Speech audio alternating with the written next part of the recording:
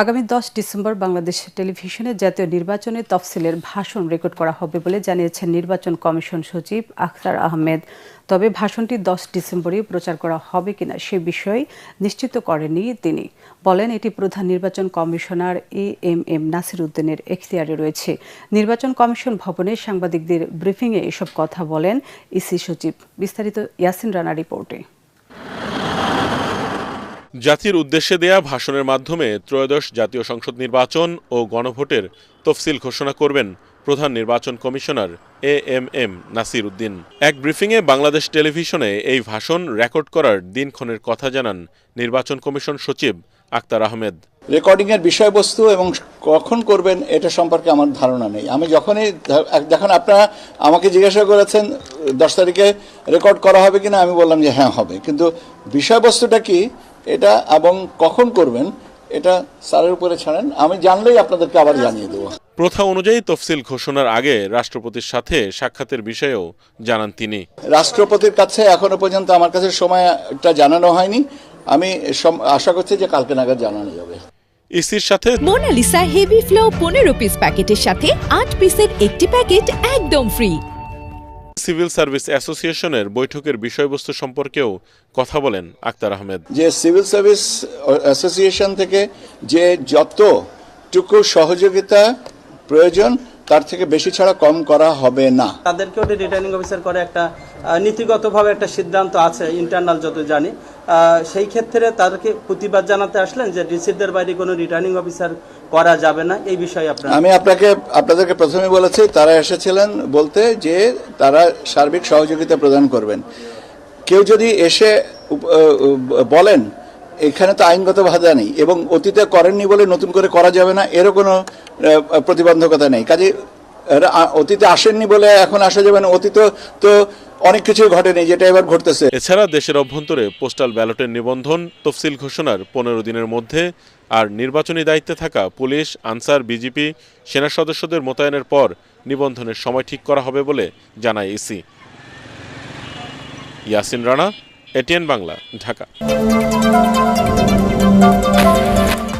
দেশের গণতান্ত্রিক ব্যবস্থাকে ব্যাহত করা ষড়যন্ত্র চলছে অভিযোগ করে বিএনপির ভারপ্রাপ্ত চেয়ারম্যান তারেক রহমান বলেছেন, কেউ কেউ একক চিন্তা চেতনা চাপিয়ে দেওয়ার চেষ্টা করছে যা গণতন্ত্রের জন্য হুমকি। বিএনপির দেশ গড়ার পরিকল্পনা শীর্ষক কর্মশালায় তিনি বলেন, সব ক্ষেত্রে বিশৃঙ্খলা চলছে, দেশকে স্বাভাবিক অবস্থায় ফিরিয়ে আনতে প্রয়োজন নির্বাচিত সরকার। এ সময় বিএনপি ক্ষমতায় গেলে 50 লাখ পরিবারকে ফ্যামিলি কার্ড দেওয়ার পরিকল্পনার কথা জানান তিনি। কামরুজ্জামান রাজীবের রিপোর্ট। রাজধানীর কৃষিবিদ ইনস্টিটিউশন মিলনায়তনে বিএনপির দেশ গড়ার পরিকল্পনা শীর্ষক দ্বিতীয় দিনের কর্মশালার উদ্বোধন করেন দলের স্থায়ী কমিটির সদস্য সালাউদ্দিন আহমদ। দেশের প্রতিটি মানুষের জীবন মান উন্নয়নে বিএনপির পরিকল্পনার কথা তুলে ধরে তিনি জানান, ফ্যামিলি, কৃষি ও স্বাস্থ্য কার্ডের মাধ্যমে প্রতিটি মানুষের সামাজিক নিরাপত্তা নিশ্চিত করাই বিএনপির অঙ্গীকার। এ সময় তিনি অভিযোগ করেন, নীতি আদর্শহীন একটি দল রাজনৈতিক ফায়দা নিতে ধর্মকে ব্যবহার করছে। শুধুমাত্র ধর্মের নামে একটা ট্যাবলেট বিক্রি করে জনগণের সাথে প্রতারণা করার পরিকল্পনা করছে। তাদেরকে জনগণ ইতিমধ্যে চিনেছে, তাদের মুখোশ উন্মোচিত হয়েছে। এতে লন্ডন থেকে ভার্চুয়ালি যুক্ত হয়ে সমাপনী বক্তব্যে বিএনপির ভারপ্রাপ্ত চেয়ারম্যান তারেক রহমান বলেন, কোনো অবাস্তব প্রতিশ্রুতি নয়, সুযোগ পেলে সাধারণ মানুষের সমস্যা সমাধান করবে বিএনপি। বাংলাদেশের মানুষ বাংলাদেশি জাতীয়তাবাদী দলকে যতবার সুযোগ দিয়েছে, এই দেশের জন্য বাংলাদেশ জাতীয়তাবাদী দল এই দেশের মানুষের জন্য ততবার ভালো কিছু করার চেষ্টা করেছে। অনেকে বিভিন্ন জন বলেছে কেউ সনদ বাস্তবায়ন করবে, কেউ বলেছে বিভিন্নভাবে তারা অমুক চেতনা বাস্তবায়ন করবে, তমুক করবে, কিন্তু আমাদেরকে তো বাস্তব ধর্মী হতে হবে। তিনি বলেন, দেশে অস্বাভাবিক পরিস্থিতি বেশি দিন চলতে দেওয়া যাবে না, গণতন্ত্রই সমাজের জবাবদিহিতা নিশ্চিত করতে পারে। বিভিন্ন শ্রেণী পেশার মানুষের বিভিন্ন সমস্যা, মিল ফ্যাক্টরি বন্ধ হয়ে যাচ্ছে, দেশি হোক বিদেশি হোক, বিনিয়োগকারীরা বলছে আমরা বিনিয়োগ করব না, করতে চাই না।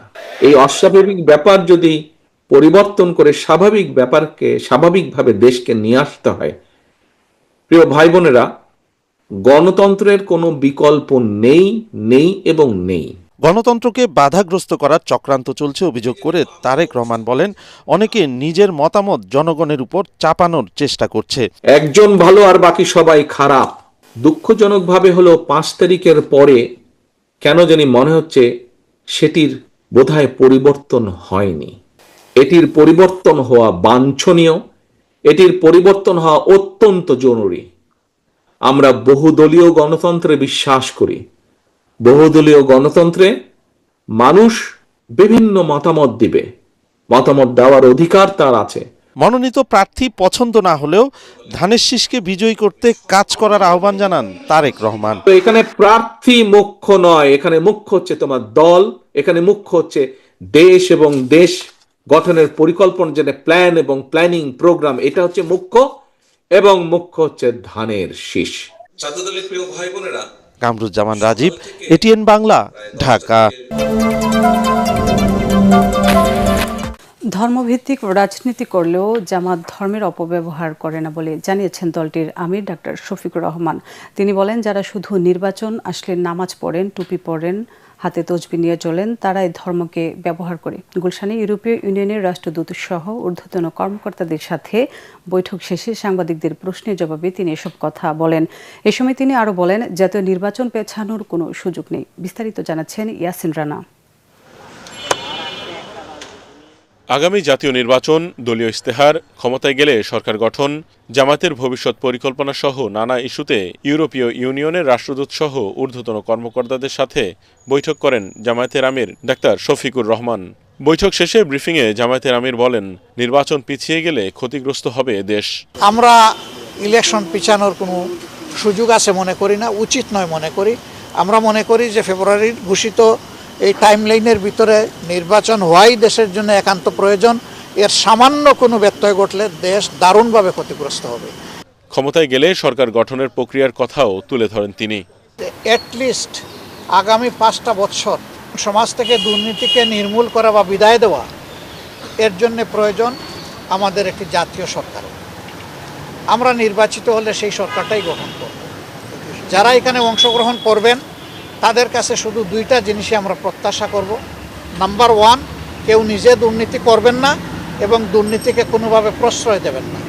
শফিকুর রহমান বলেন, জামায়াতের নেতাকর্মীরা ধর্ম মেনে চলেন, শুধু নির্বাচন আসলে ধর্মকর্ম করেন এমন না। আমরা ধর্মকে কখনো ব্যবহার করি নাই, করব না। ধর্ম আমাদের চিন্তার অঙ্গ, আমাদের কলিজার অংশ।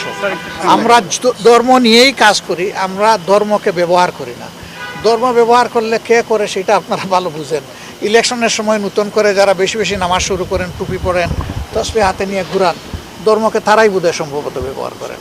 আমরা কিন্তু সারা বছর তসবি হাতে নিয়ে ঘুরাই না, তসবি বুকে নিয়ে ঘুরাই আমরা। এদিকে তফসিল, আইন শৃঙ্খলা পরিস্থিতি, অবৈধ অস্ত্র উদ্ধার, প্রবাসী ভোটার নিবন্ধন সহজ করা সহ নানা ইস্যুতে নির্বাচন কমিশনের সাথে দলের সেক্রেটারি জেনারেলের নেতৃত্বে বৈঠক করে জামায়াতের প্রতিনিধি দল। বৈঠক শেষে ব্রিফিংয়ে লেভেল প্লেইং ফিল্ড না থাকার অভিযোগ করেন মিয়া গোলাম পরোয়ার। লেভেল প্লেইং ফিল্ড সম্পর্কে নিশ্চিত করতে পারেননি। নির্বাচন কমিশনকে এখনই সিরিয়াস না হলে তফসিল ঘোষণার পর নির্বাচন কতটা সুষ্ঠু হবে, কি কি আশঙ্কা আছে, কিভাবে ওনারা চ্যালেঞ্জ ফেস করবেন, সে ব্যাপারে ওনাদের কি গৃহীত ব্যবস্থা, কি পদক্ষেপ ওনারা নিচ্ছেন। আগামী নির্বাচনে জামাত ক্ষমতায় আসবে বলে প্রত্যাশা ব্যক্ত করেন দলের শীর্ষ পর্যায়ের এই নেতা। সহজে পায় না, সেক্ষেত্রে ইয়াসিন রানা, এটিএন বাংলা, ঢাকা।